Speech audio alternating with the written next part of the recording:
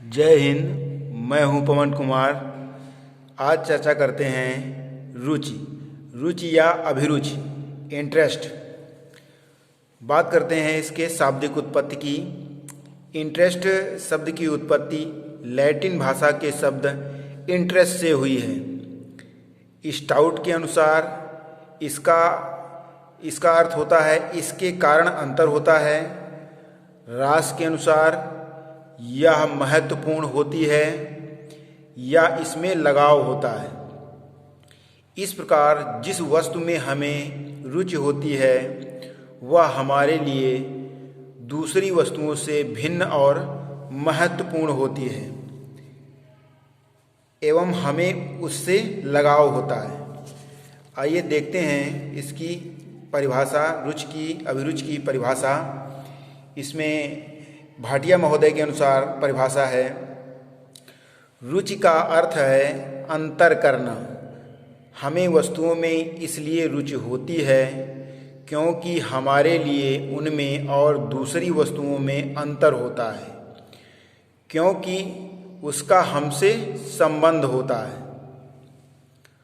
Crow के अनुसार रुचि वह प्रेरक शक्ति है जो हमें किसी व्यक्ति, वस्तु या क्रिया के प्रति ध्यान देने के लिए प्रेरित करता है। नेक्स्ट में बात करते हैं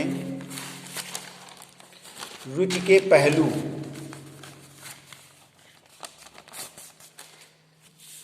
रुचि के पहलू की बात करते हैं तो रुचि के पहलू में अवधान के समान रुचि के भी 3 पहलू होते हैं: जानना, अनुभव करना और इच्छा करना।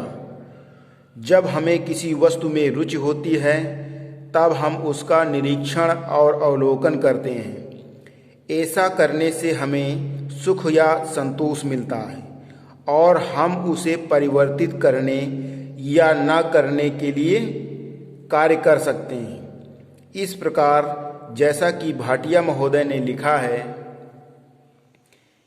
रुचि ज्ञानात्मक, क्रियात्मक और भावात्मक होती है। बात करते हैं अब रुचि उत्पन्न करने की विधियां। छात्रों में रुचि उत्पन्न करने की विधियां, तो इसमें निरंतर मौखिक शिक्षण और अत्यधिक पुनरावृत्ति पाठ को नीरस बना देती है। अतः शिक्षक को चाहिए कि वह बालकों को प्रयोग, निरीक्षण आदि के अवसर देकर कार्य में उनकी रुचि उत्पन्न करे।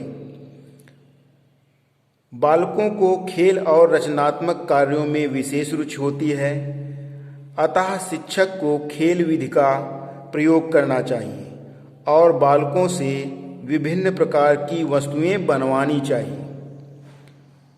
बालकों को उसी विषय में रुचि होती है जिसका उनको पूर्व ज्ञान होता है, अतः शिक्षक को ज्ञात से अज्ञात का संबंध जोड़कर उनकी रुचि को बनाए रखना चाहिए। भाटिया के अनुसार आयु के साथ साथ बालकों की रुचियों में परिवर्तन होता जाता है, अतः शिक्षक को इन रुचियों के अनुकूल पाठ्य विषय का आयोजन करना चाहिए।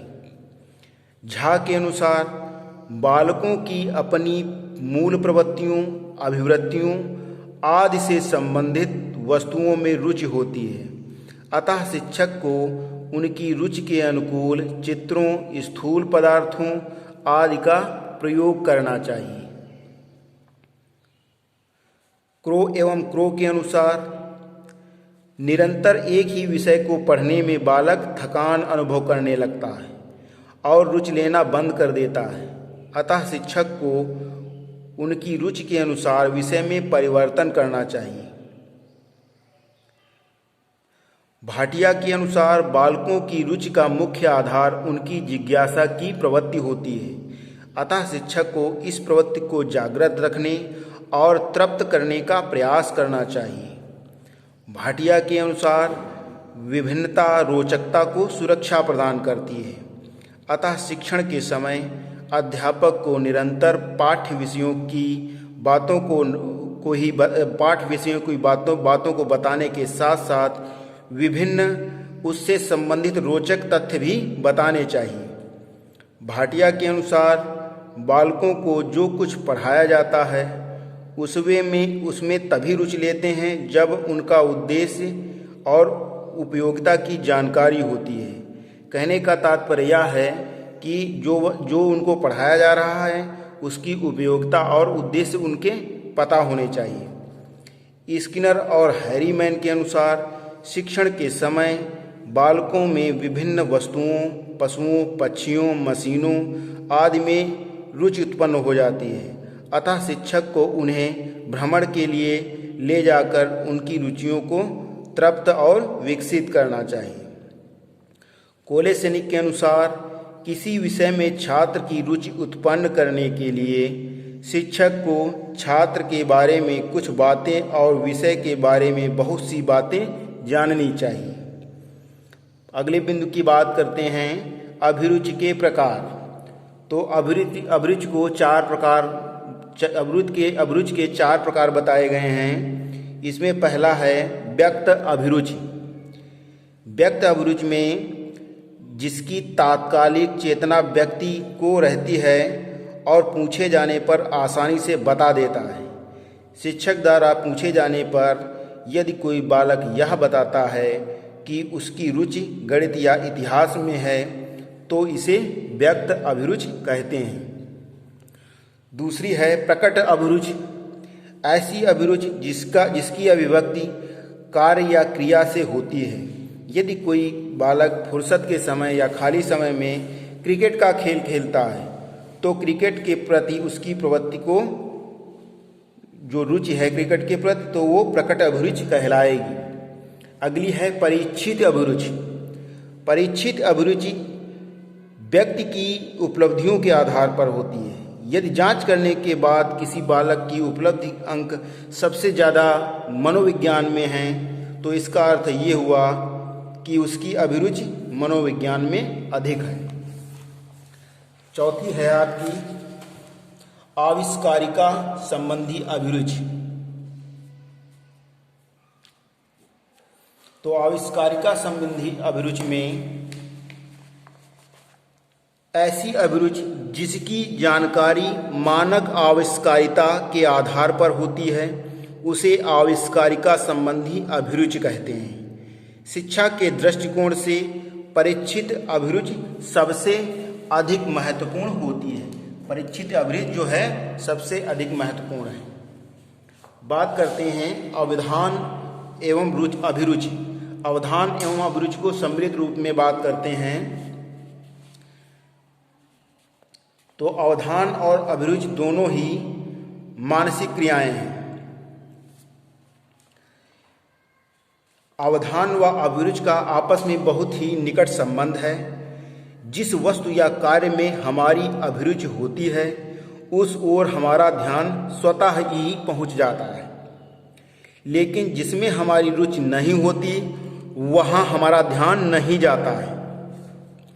यही कारण है कि इवांस ने कहा है किसी खास समस्या या परिस्थिति पर ध्यान दिए रहना ही अभिरुचि है। ध्यान और अभिरुचि दोनों ही एक सिक्के के दो पहलू हैं, लेकिन इनमें कुछ अंतर भी हैं। अब देखते हैं क्या अंतर होता है।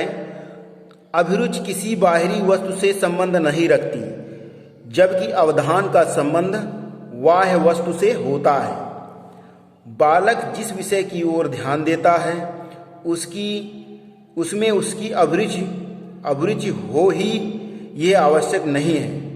कभी कभी अभिरुचि नहीं रखने पर भी व्यक्ति को किसी वस्तु या घटना की ओर अन्य कारणों से ध्यान देना पड़ता है। जैसे कोई छात्र अध्ययन अपनी रुचि न करके शिक्षक के भय से कर रहा हो, जैसे शिक्षक की डांट पड़ने के लिए वो पढ़ रहा हो या अध्ययन कर रहा हो। अतः हर ध्यान की प्रक्रिया में अभिरुचि की प्रक्रिया शामिल ही हो यह आवश्यक नहीं है। बात करते हैं अभिरुचि एवं मनोवृत्ति का संबंध। तो अभिरुचि और मनोवृत्ति जो है आपका ये भी मानसिक क्रियाएं हैं। अभिरुचि और मनोवृत्ति एक दूसरे से काफ़ी संबंधित हैं। ये दोनों ही अर्जित प्रक्रियाएं हैं। सामान्यतः यह देखा गया है कि बालकों को जिस कार्य में अभिरुचि होती है उसके प्रति उनकी मनोवृत्ति भी अनुकूल होती है या प्रतिकूल कुछ भी हो सकती है। दोनों में कुछ अंतर होता है। अंतर जो है मनोवृत्ति या प्रतिकूल अंतर में आपका अभिरुचि मात्रा में कम या अधिक हो सकती है। ये हमेशा सकारात्मक होती है, नकारात्मक नहीं, जबकि मनोवृत्ति में ऐसा नज़र नहीं आता है। अभिरुचि में परिवर्तन इतना कठिन नहीं होता, जबकि मनोवृत्ति में परिवर्तन कठिन होता है।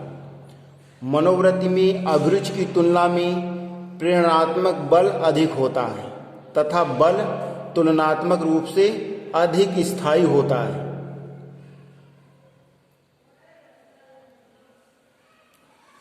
आगे बात करते हैं अभिरुचि की जांच या अभिरुचि का मापन। तो अभिरुचि की जांच या मापन में